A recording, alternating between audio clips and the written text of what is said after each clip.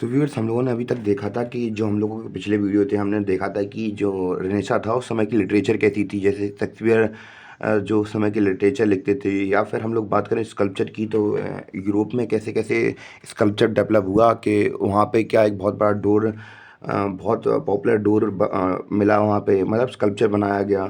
और अब हम लोग देखेंगे कि रेनेसा काल की सबसे बड़ी देन क्या थी, वो थी साइंस। जैसे कि अगर हम लोग आज समय की बात करें तो आज के समय में लोग ये कहते हैं कि मैं भैया भूत प्रेत को बिलीव नहीं करता हूँ, मैं साइंस में बहुत ज़्यादा बिलीव करता हूँ। तो यही इस समय की रेनेसा समय की देन है जो अभी तक चल रही है। अगर हम लोग आज इतने ज़्यादा एडवांस हो रहे हैं तो वो रेनेसा, अगर हम लोग इनडायरेक्टली कहें तो रेनेसा की वजह से ही हो सकते हैं। क्योंकि अगर हम लोग तो रेनेसा काल का सबसे बड़ा इंपॉर्टेंट फीचर क्या था कि डेवलपमेंट ऑफ साइंस। तो इसमें क्या हुआ था, साइंस में बहुत ज़्यादा डेवलपमेंट हो गया था। Francis Bacon is known for the promoting scientific method. तो बेसिकली अगर हमें पता हो तो फ्रांसिस बेकन क्या है, एक फिलोसफर थे। और जैसे कि हमने पहले ही बता चुका हूँ मैं कि जो उस समय की जो फिलोसफर्स होते थे वो पॉलीमैन होते थे। पॉलीमैन क्या होते हैं कि एक आदमी जो अलग अलग फील्ड में पारंगत हो सकता है। तो जो फ्रांसिस बेकन थे वो क्या करते थे, साइंटिफिक टेम्परामेंट को बहुत ज़्यादा प्रमोट करते थे कि कहते थे कि आप जो भी मेथड यूज़ कर रहे हैं उसमें साइंटिफिक मेथड यूज़ करिए। और क्या था, the heliocentric theory by the Nicolaus Copernicus. तो बेसिकली अब जैसे कि अब ये topic science and general science से रिलेटेड हो गया कि जो हेलोसेंट्रिक थ्योरी थी वो किसने दी थी। तो हेलोसेंट्रिक थ्योरी निकोलस कॉर्परस ने दी थी बेसिकली। और कहा जाता है जो इनकी थ्योरी थी कॉर्परस निकोलस की, तो इनकी थ्योरी क्या थी कि मान चलिए कोई एक यहाँ पे ये सोलर सिस्टम है। और इन्होंने क्या कहा था कि जो सन है वो सेंटर है, सभी जितनी भी प्लैनेट्स हैं उन उसका रिवॉल्वमेंट कर रही हैं। तो बेसिकली इनकी थ्योरी ये थी। और जो चर्चेस थी वो क्या कहती थी, जो अर्थ है उसका राउंड बाकी प्लैनेट्स मारते हैं। तो अब इन्होंने चर्चेस से हट के अपनी थ्योरी दी थी बेसिकली कहा जाए तो। और हम लोग देखेंगे कि क्या हुआ था।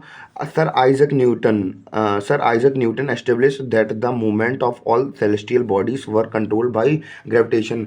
तो अब भैया बात हुई तो आइजक न्यूटन की। तो आइजक न्यूटन को कौन नहीं जानता इस आज के समय में। सभी जो अगर बहुत से कम पढ़े लोग भी हैं तो वो भी जानते हैं कि न्यूटन कौन था। अगर बात करें न्यूटन की तो अगर जितने भी स्टूडेंट हैं सब पूछते हैं न्यूटन को कि न्यूटन क्यों थे भैया, इतने सारे लॉ दे दिए, दिमाग ख़राब कर दिया बच्चों का। तो बेसिकली उन्होंने क्या किया था, इन्होंने भी साइंटिफिक टेम्परामेंट का यूज़ किया था। जैसे कि हमने रेनेसा में पढ़ा था कि हम लोग क्या करेंगे, अपने सराउंडिंग की चीज़ों को ऑब्जर्व करेंगे साइंटिफिक मेथड से। तो बेसिकली अगर हम लोग न्यूटन का एग्जांपल भी दें तो अगर हमें न्यूटन की स्टोरी पता है कि जो न्यूटन थे तो न्यूटन ने क्या किया था, उन्हें के ऊपर एप्पल गिरा था। तो इन्हें लगा कि एप्पल कैसे गिरा है। तो फिर इन्होंने क्या अपनी थ्योरी दी, पिटारा खोल दिया साइंटिफिक डिस्कवरीज के लिए, आगे वाले भविष्य के फ्यूचर के साइंटिस्ट के लिए डिस्कवरी खोल दी। ग्रेविटी के कारण के जो एप्पल है वो नीचे खींचता है। और क्या हुआ था, law of planetary motion were stated by the Johannes Kepler. तो कैल्कुलर ने क्या दी थी, कैल्कुलर के कुछ 3 नियम दिए थे बेसिकली इन्होंने कहा था। तो पहला नियम क्या था, पहला नियम तो इनका ये था कि जो जो सोलर सिस्टम है, सोलर सिस्टम में जो हमारा सन है वो बीच में नहीं होता है। वो उसके क्योंकि जो शेप में हमारा जो शेप में वो करता है, वो इक्लिप्टिकल शेप में रोटेट करता है हमारा सन। तो अब उनका कहना ये था कि जो अर्थ जो सन थी वो सेंटर में नहीं, यहाँ कोने पे होगा, या फिर यहाँ पे होगा, यहाँ पे इसके फोकस पे होगा। और दूसरा क्या दिया था, second law, radius vector joining any planet to the sun sweeps out equal areas in the equal length of time. तो बेसिकली ये कह रहे हैं कि अगर हम एक इक्वल एरिया फिक्स कर दें और उसका का एक पर्टिकुलर टाइम फिक्स कर दें, तो जो सन होगा वो अगर एक मंथ के ड्यूरेशन में होगा तो एरिया कितना कवर करेगा, या इतना करेगा और या इतना करेगा। तो सेकेंड लॉ इनका ये था। और हम लोग समझे कि इन्होंने जो तीसरा लॉ दिया था वो क्या दिया था। तीसरे लॉ में इन्होंने कहा था जो हमारा जो सन है वो सेंटर में, जैसे कि मैंने पहले बताया कि सेंटर में नहीं था, कि हमारे किनारे पे था। और हम लोग बात करें और कौन कौन था इस समय के, जैसे गलीलियो का नाम तो आप बेसिकली सभी ने सुना है। तो इन्होंने टेलीस्कोप की डिस्कवरी की थी।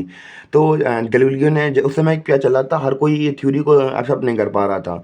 तो जो गलीलियो गलीली थे उन्होंने क्या किया था, टेलीस्कोप का इन्वेंशन कर दिया था। तो इन्होंने प्रूव दिया था सबको कि आप लोग अगर यकीन नहीं हो रहा है जो थ्योरी थी कैल्कुलर की, तो अगर आप लोगों को यकीन नहीं है तो आप लोग खुद चेक कर सकते हैं। मैंने जो टेलीस्कोप बनाया है तो उसकी वजह से उससे आप चेक कर सकते हैं। तो इन्होंने जो सपोर्ट किया था कैल्पनिकन की कॉपरनिकस की थ्योरी को सपोर्ट किया था।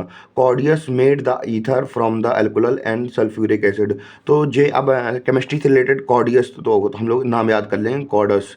तो कॉर्डस कौन थे इन्होंने, अगर आप लोग केमिस्ट्री वगैरह से पढ़ते हैं तो केमिस्ट्री में होता है ईथर वगैरह, तो उन्होंने इसकी ईथर की डिस्कवरी कर दी थी। और हम लोग समझेंगे क्या, carbon dioxide were discovered by Helmont. तो कार्बन डाइऑक्साइड को डिस्कवर कर दिया गया किसके द्वारा, हेलमोंट के द्वारा। वेसिलियस रोट ट्रिट्राई ट्रीटीज ऑन ह्यूमन एनाटॉमी। तो वेस्लियस ने ह्यूमन एनाटॉमी के बारे में बहुत कुछ लिखा था। अब जो हमारा अगला वीडियो होगा वो होगा रिफॉर्मेशन के रिलेटेड। तो कैसे कैसे अब ये अलग दूसरा मूवमेंट हो जाएगा कि कैसे कैसे ये भी उसी समय में चल रहा था मूवमेंट।